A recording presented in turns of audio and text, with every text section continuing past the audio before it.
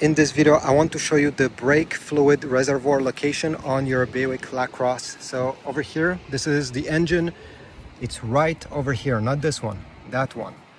Unscrew the cap, turn counterclockwise, and you're gonna fill it. There is a maximum fill line right over here. You see there's a triangle. Never go above this line. I'll put links in the description towards Amazon if you want to get the liquid. Usually it's cheaper on their website, so check my links.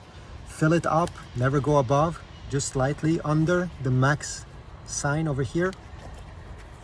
Take the cap back. There's also a minimum line over here, but usually you should stay just under the maximum. And turn the cap once you're ready. Turn it completely. You don't want this to have a leak of air or something, okay? It needs to be sealed. Perfect. Okay, once it's not moving, you're good to go. Thanks for watching. If you like my videos where I don't talk about anything else, I just straight to the point, leave a like, leave a comment, check my Amazon links, and I will see you in the next video. See you.